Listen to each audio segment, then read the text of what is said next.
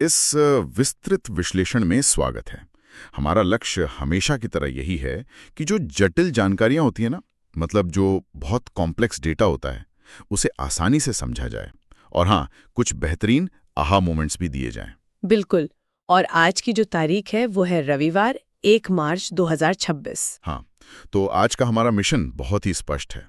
हमारे पास बहुत सारे अलग अलग और सच कहूं तो बेहद जटिल सोर्सेज हैं और हमें इनमें से सबसे जरूरी जानकारी निकालनी है, वो भी बिना किसी इन्फो ओवरलोड के, क्योंकि आज का जो विषय है वो काफी गंभीर है। एग्जैक्टली हम बात कर रहे हैं साइबर सुरक्षा की दुनिया में इंटरसेप्शन हमलों के बारे में। मतलब इनका जो डरावना विकास हुआ है, कैसे हैकर्स अब मॉडर्न सुरक्षा लेयर्स को चकमा दे रहे हैं, जैसे कि MFA। हाँ, मल्टी फैक्टर ऑथेंटिकेशन, जिसे लोग बहुत सुरक्षित मानते हैं। सही कहा। और इस विषय को गहराई से समझने के लिए हमारे पास डेटा का एक बहुत बड़ा स्टैक है।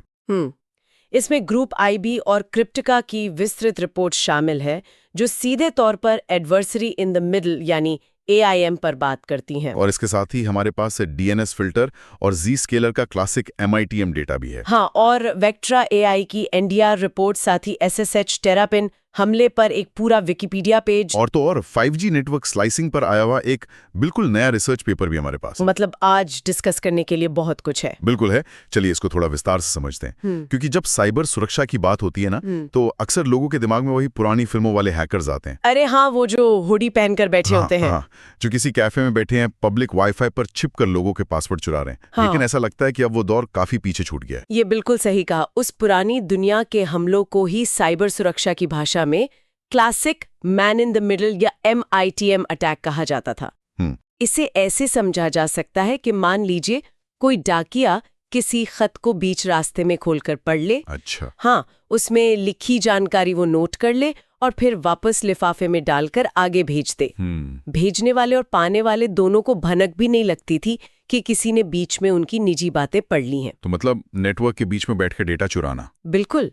क्लासिक MIDM में अक्सर पब्लिक वाईफाई पर छिपकर बातें सुनना शामिल होता था, जिसे वाईफाई ईव्सड्रॉपिंग कहते हैं, या फिर DNS स्पूफिंग और SSL स्ट्रिपिंग जैसे तरीके इस्तेमाल होते थे। और हमारे सोर्सेज में ना इसके कुछ बहुत ही क्लासिक और असली उदाहरण दिए गए हैं जो इस बात को और साफ करते हैं, जैसे कि वो 2015 का सुपरफिश एडवेयर मामला। हाँ, सुपरफिश, वो तो काफी बड़ा विवाद था। बिल्कुल। ये लेनोवो लैपटॉप्स में पहले से इंस्टॉल होकर आया था। ये असल में एन्क्रिप्टेड ट्रैफिक के बीच में बैठकर सब कुछ देख सकता था और पेजेस में अपने विज्ञापन इंजेक्ट कर सकता था। और सोर्स में 2011 के ईरान के डिजिनोटार हैक का भी जिक्र है। वो तो और भी खतरनाक था। हाँ, वो डिजिनोटार वाला मामला तो उस समय पूरे इंटरनेट के लिए एक बहुत बड़ा झटका था, क्योंकि हैकर्स ने सीधे एक सर्टिफिकेट अथॉरिटी को ही हैक कर लिया था। बाप रे। उन्होंने गूगल जैसे बड़े डोमेन्स के नकली सर्टिफिकेट बना लिए थे, जिससे वे लाखों इंटरनेट यूजर्स की जासूसी कर पाए। लेकिन अब दुनिया बदल चुकी है। हाँ,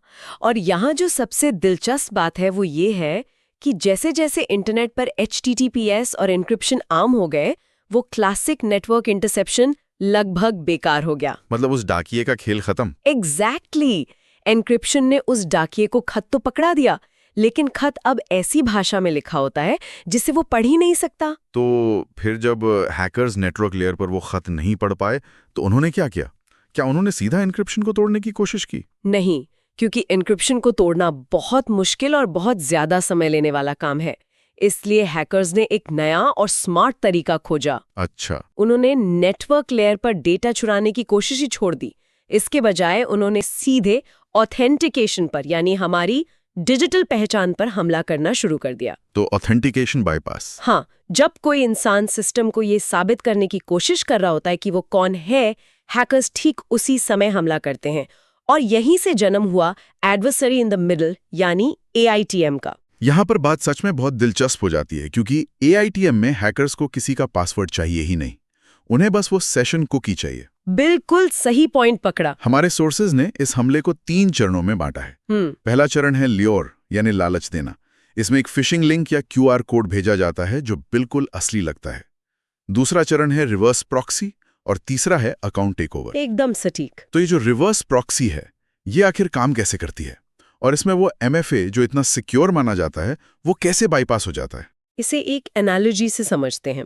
मान लीजिए कोई किसी बड़े VIP क्लब में जाना चाहता है। ठीक है। क्लब के दरवाजे पर गार्ड पासवर्ड मांगता है और फिर फोन पर एक ओटीपी भेजकर पहचान पक्की करता है, जिसे हम MFA कहते हैं। हाँ, नॉर्मल प्रोसेस है। अब जब दोनों चीजें सही होती हैं तो गार्ड इंसान को एक VIP रिस्ट बैंड पहना देता है। अब जब तक वो रिस्ट बैंड हाथ में है, बार बार पासवर्ड या OTP की जरूरत नहीं है। इंसान आराम से क्लब में कहीं भी घूम सकता है। समझ गया। साइबर दुनिया में यही रिस्ट बैंड सेशन टोकन या सेशन कुकी होता है।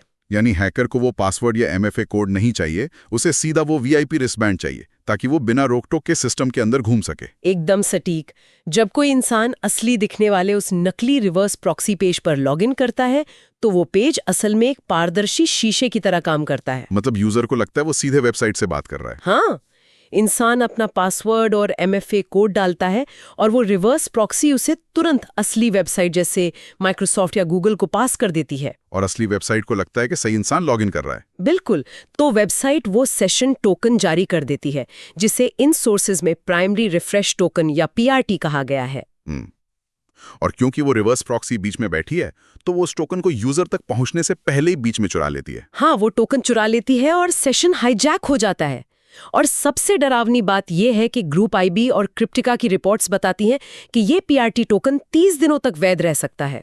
30 दिनों तक? हाँ, इसका सीधा मतलब है कि अगले 30 दिनों तक हैकर को ना तो किसी पासवर्ड की जरूरत है और ना ही किसी नए MFA प्रॉम्प्ट की। वो आराम से किसी भी अकाउंट का पूरा इस्तेमाल कर सकता है, डेटा डाउनलोड कर सकता है या कंपनी के नेटवर्क के अंदर और गहराई तक जा सकता है। बिल्कुल, बिना कोई अलार्म बजाए। हाँ, लेकिन यहाँ एक बड़ा सवाल उठता है। क्या? आज के समय में हर बड़ी कंपनी में EDR जैसे आधुनिक सुरक्षा टूल लगे होते हैं, and point detection and response. क्या वो इतने बड़े हमले को नहीं पकड़ा पाते? ऐसा कैसे हो सकता है कि इतने एडवांस्ड सिस्टम्स इस रिवर्स प्रॉक्सी को देखने में पूरी तरह अंधे साबित हों? हाँ, ये एक बहुत वाजिब बात है।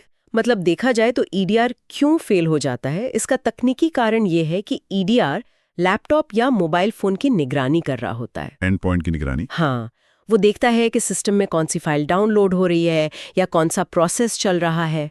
लेकिन ये AITM हमला तो डिवाइस पे हो ही नहीं रहा है। अरे हाँ, ये तो इंटरनेट पर हो रहा है। बिल्कुल, ये पूरी तरह से इंटरनेट पर मौजूद उस रिवर्स प्रॉक्सी सर्वर पर हो रहा है। EDR के नजरिए से देखें तो ऐसा लगता है कि बस एक सामान्य वेब ब्राउजर खोला गया है और कोई नॉर्मल वेबसाइट देखी जा रही है। मतलब ये हमला इतना साफ सुथरा है कि इसमें कोई मेलवेयर या वायरस डाउनलोड ही नहीं होता। ये पूरी तरह से असली वेब ट्रैफिक जैसा दिखता है। एग्जैक्टली। शायद यही वजह है कि ये हमले इतने ज्यादा सफल हो रहे हैं। और अब तो ये सिर्फ कुछ गिने चुने स्मार्ट हैकर्स का खेल नहीं रह गया है। बिल्कुल नहीं। सोर्सेज बताते हैं कि अब ये एक पूरी इंडस्ट्री बन चुका है, जिसे फिशिंग एज अ सर्विस या PAAS कहा जाता है। हाँ, और इस इंडस्ट्री का स्केल सच में डराने वाला है। इन रिपोर्ट्स में टाइकून 2FA और इविलिंग्स 2 जैसे टूल किट्स का गहराई से विश्लेषण किया गया है। और ये टूल किट्स तो सब्सक्रिप्शन मॉडल पर मिलते हैं ना? हाँ, ठीक वैसे ही जैसे कोई नेटफ्लिक्स या किसी सॉफ्टवेयर का सब्सक्रिप्शन लेता है। ये आंकड़ा तो सच में चौंकाने वाला है। टाइकून 2FA का सब्सक्रिप्शन सिर्फ $120 से शुरू होता है। बस $120? मतलब कोई कम स्किल्ड व्यक्ति जिसे शायद कोडिंग की ABCD भी नहीं आती, वो बस $120 खर्च करके एक रेडीमेड किट खरीद सकता है। हाँ, उसे एक पूरा डैशबोर्ड मिल जाता है जहां से वो दुनिया की किसी भी बड़ी कंपनी के MFA को बाईपास करने वाला हमला शुरू कर सकता है। ये तकनीक को हथियार बनाने का एक बहुत ही सस्ता और सुलभ तरीका है। और अगर हम इसको बड़ी पिक्चर से जोड़कर देखें तो हैकर्स अब रुकने वाले नहीं हैं। बिल्कुल। जब पहचान को सुरक्षित करना मुश्किल हो रहा है तो वो तकनीक की और निचली परतों की तरफ जा रहे हैं। मतलब इंफ्रास्ट्रक्चर की तरफ। हाँ, बात अब सिर्फ ब्राउजर या ईमेल तक सीमित नहीं है। अब बुनियादी इंफ्रास्ट्रक्चर और प्रोटोकॉल्स पर भी सीधा हमला हो रहा है। इसका सबसे बड़ा उदाहरण है वो नया 5G नेटवर्क स्लाइसिंग का research paper. 5G network slicing, ये तो 5G तकनीक का सबसे बड़ा सेलिंग पॉइंट है। हाँ, बहुत प्रमोट किया जाता है इसे। अगर इसे आसान भाषा में समझें तो नेटवर्क स्लाइसिंग का मतलब है एक ही फिजिकल नेटवर्क को अलग अलग वर्चुअल नेटवर्क्स या स्लाइस में बांट देना। बिल्कुल सही। इसे एक हाईवे की तरह सोच सकते हैं। एक लेन बहुत ही हाई स्पीड इंटरनेट के लिए है, जिसे EMBB कहते हैं, जहां हमारे स्मार्टफोन्स और 4K वीडियो स्ट्रीमिंग चलती हैं। और दूसरी लेन धीमी है, जिसे MMTC कहते हैं, जो स्मार्ट मीटर्स या सेंसर्स के लिए होती है, जिन्हें बहुत ज्यादा स्पीड नहीं चाहिए। सही उदाहरण है। लेकिन इस रिसर्च पेपर में जो बताया गया है वो सच में रोंगटे खड़े कर देने वाला है, कैसे कोई हैकर इस हाईवे की लेन्स के साथ छेड़छाड़ कर सकता है? इस रिसर्च पेपर में एक हमले का जिक्र है जहां हमलावर एक रोग GNOB खड़ा कर देता है। यानी एक फर्जी बेस स्टेशन या मोबाइल टावर? बिल्कुल। अब 5G नेटवर्क में एक टेस्टिंग या फॉलबैक मोड होता है जिसे नल साइफरिंग या 5G EA0 कॉन्फ़िगरेशन कहा जाता है। नल सिफरिंग मतलब कोई इंक्रिप्शन नहीं? हाँ, इसमें डेटा तो भेजा जाता है लेकिन उसे इनक्रिप्ट नहीं किया जाता। हैकर का वो फर्जी टावर इसी कॉन्फ़िगरेशन का फायदा उठाता है। चूंकि डेटा इनक्रिप्टेड नहीं है, हैकर आसानी से मैसेजेस को पढ़ सकता है और उनके साथ छेड़छाड़ कर सकता है। और इसका नतीजा क्या होता है? क्या हैकर सचमुच हाईवे की लेन को बदल देता है? बिल्कुल। मान लीजिए किसी यूजर ने उस हाई स्पीड लेन यानी EMBB के लिए पैसे दिए हैं। जब उसका डिवाइस नेटवर्क से जुड़ने की कोशिश करता है तो हैकर का फर्जी टावर बीच में आकर उस रिक्वेस्ट को बदल देता है। वो नेटवर्क को बताता है कि इस डिवाइस को उस धीमी लेन यानी MMTC में धकेल दिया जाए। और रिसर्च पेपर के आंकड़े इस बात को बहुत स्पष्ट करते हैं। इस डिग्रेडेशन से बैंडविड्थ में 95% की भारी गिरावट आती है। 95%? हाँ, और लेटेंसी में 150% की वृद्धि होती है। मतलब इंटरनेट इतना धीमा हो जाएगा कि कोई काम ही नहीं हो पाएगा। बिल्कुल। लेकिन बात सिर्फ एक इंसान के इंटरनेट धीमा होने की नहीं है ना? पेपर में इसके आगे के असर के बारे में भी बहुत कुछ बताया गया है। हाँ, असली खतरा तब पैदा होता है जब ये फर्जी टावर एक साथ सैकड़ों या हजारों कनेक्शंस को किसी एक ही नेटवर्क स्लाइस की तरफ मोड़ देता है। मतलब सारा ट्रैफिक एक ही संकरी लेन में डाल दिया? हाँ, इससे कोर नेटवर्क के एक बहुत ही महत्वपूर्ण हिस्से पर, जिसे UPF या यूजर प्लेन फंक्शन कहते हैं, उस पर अचानक इतना भारी लोड आ जाता है कि डिनायल ऑफ सर्विस यानी कि डॉस की स्थिति पैदा हो जाती है। ओहो। पेपर के अनुसार ऐसा होने पर UPF का CPU 80% तक सैचुरेट हो सकता है। इसका मतलब है कि पूरा का पूरा 5G नेटवर्क क्रैश होने की कगार पर पहुंच सकता है। ये सच में बुनियादी ढांचे पर एक बहुत बड़ा प्रहार है। एक फर्जी टावर पूरे शहर के 5G नेटवर्क को अस्थिर कर सकता है। बिल्कुल। और जब इंफ्रास्ट्रक्चर और प्रोटोकॉल्स पर हमलों की बात हो ही रही है तो हमें उस विकिपीडिया पेज का भी जिक्र करना चाहिए जो टेरापिन हमले के बारे में बताता है। टेरापिन? हाँ। इसे दिसंबर 2023 में खोजा गया था और इसे CVE-2023-48795 नाम दिया गया है। ये SSH प्रोटोकॉल पर होने वाला एक हमला है। SSH वो प्रोटोकॉल है जिसे दुनिया भर के सिस्टम एडमिनिस्ट्रेटर्स रिमोट सर्वर्स को सुरक्षित रूप से कंट्रोल करने के लिए इस्तेमाल करते हैं। मतलब ये इंटरनेट की रीढ़ की हड्डी की तरह है। हाँ, और टेरापिन असल में एक बहुत ही चालाक डाउनग्रेड हमला है। इसमें भी हैकर बीच में वही मैन इन द मिडिल बैठता है और प्रीफिक्स ट्रंकेशन नाम की तकनीक का इस्तेमाल करता है। ये प्रीफिक्स ट्रंकेशन काफी तकनीकी शब्द लग रहा है। अगर इसे हम सरल भाषा में समझे तो ये कैसा दिखेगा? इसे ऐसे समझिए जैसे दो लोग कोई बहुत ही गुप्त डील करने से पहले एक सीक्रेट हैंडशेक कर रहे हों। ठीक है। इस हैंडशेक के दौरान वे तय करते हैं कि वे बातचीत के लिए कौन सा सुरक्षित तरीका इस्तेमाल करेंगे, लेकिन कोई हैकर बीच में आकर इस हैंडशेक के कुछ हिस्सों को डिलीट कर देता है। मतलब मैसेज बीच में ही गायब कर दिए? बिल्कुल। नतीजा ये होता है कि दोनों पक्ष ये भूल जाते हैं कि उन्हें सबसे सुरक्षित तरीका इस्तेमाल करना था और वे एक कमजोर तरीके पर हाजिर हो जाते हैं। और कमाल की बात यह है कि इन मैसेजेस के डिलीट होने का पता ना तो क्लाइंट को चलता और ना ही सर्वर को। यही तो इसकी सबसे बड़ी खराबी है। और सोर्सेज बताते हैं कि इस छेड़छाड़ की वजह से कीस्ट्रोक टाइमिंग ऑब्फस्केशन जैसी सुरक्षा कमजोर हो जाती है। हाँ। हालांकि ये हमला तभी काम करता है जब कनेक्शन में चेचा 20 पॉली 1305 जैसे कुछ खास सिफर इस्तेमाल हो रहे हों। बिल्कुल, ये हर जगह काम नहीं करता। लेकिन फिर भी ये एक बड़ी समस्या है क्योंकि इसे ठीक करने के लिए क्लाइंट और सर्वर दोनों तरफ के सॉफ्टवेयर को अपडेट करना जरूरी होता है। और इंटरनेट पर मौजूद लाखों सर्वर्स को एक साथ अपडेट करना कोई आसान काम नहीं है। बिल्कुल आसान नहीं है। और इससे एक बहुत जरूरी सवाल उठता है, जब हैकर्स ATM से लेकर 5G इंफ्रास्ट्रक्चर और SSH जैसे बुनियादी प्रोटोकॉल्स तक हर जगह इतने परिष्कृत हमले कर रहे हैं, तो आखिर बचाव कैसे किया जाए? ये सबसे बड़ा सवाल है। खासकर उन ATM हमलों से जो महज $120 की टूल किट से किए जा रहे हैं और मॉडर्न MFA को चकमा दे रहे हैं। बचाव के लिए सोर्सेज ने कुछ बहुत ही ठोस कदम सुझाए हैं। जब बात AITM की आती है तो सबसे पहला और सबसे मजबूत तरीका जो सामने आता है वो है FIDO2 और हार्डवेयर सिक्योरिटी कीज का इस्तेमाल। हाँ, हार्डवेयर कीज। ये पुराने पासवर्ड या मोबाइल पर आने वाले SMS OTP से बिल्कुल अलग है। बिल्कुल अलग है, और इसका कारण इसकी डिजाइन में छिपा है। FIDO2 क्रिप्टोग्राफी का इस्तेमाल करके लॉगिंग की प्रक्रिया को एक विशिष्ट डोमेन से बांध देता है, जिसे डोमेन बाइंडिंग कहते हैं। डोमेन बाइंडिंग मतलब अगर किसी कॉर्पोरेट की असली वेबसाइट abc.com है और कोई हैकर किसी को abclogin.com जैसे दिखने वाले किसी नकली रिवर्स प्रॉक्सी पेज पर ले जाता है, तो फिर क्या होगा? तो FIDO2 या वो जो हार्डवेयर की है वो तुरंत उस वेब एड्रेस को चेक करेगी। अच्छा। वो देखेगी कि ये असली abc.com नहीं है। इसके बाद चाहे इंसान खुद कितनी भी बार लॉगिंग बटन दबा ले, वो हार्डवेयर की अपने क्रेडेंशियल्स शेयर ही नहीं करेगी। मतलब मशीन को बेवकूफ नहीं बनाया जा सकता? बिल्कुल नहीं। भले ही इंसान उस नकली डिजाइन का शिकार हो जाए, मशीन नहीं फंसेगी। यहीं पर वो रिवर्स प्रॉक्सी पूरी तरह से फेल हो जाती है। ये तो हुई डिवाइस के स्तर पर हमारी पहचान को सुरक्षित करने की बात, लेकिन नेटवर्क के स्तर पर क्या? हाँ, क्योंकि EDR तो वहां काम नहीं कर रहा था। एग्जैक्टली। हमने अभी डिस्कस किया कि EDR तो इन AITM हमलों को देखने में पूरी तरह से अंधा है। इसीलिए वेक्ट्रा AI जैसे सोर्सेज अपनी रिपोर्ट में NDR यानी नेटवर्क डिटेक्शन एंड रिस्पॉन्स की इतनी मजबूत वकालत करते हैं। बिल्कुल। जब एंड पॉइंट पर कुछ नहीं दिखता तो हमें नेटवर्क के ट्रैफिक में विसंगतियों को ढूंढना होता है, अनोमलीज को पकड़ना होता है। तो ये NDR काम कैसे करता है? NDR का पूरा सिद्धांत ही इस बात पर टिका है कि वो ये नहीं देखता कि दरवाजे पर किसने सही पासवर्ड दिखाया है। अच्छा। वो ये देखता है कि अंदर आने के बाद उस अकाउंट का बर्ताव कैसा है। Behaviour monitoring. हाँ, इसे एक बैंक के सिक्योरिटी कैमरा सिस्टम की तरह समझें।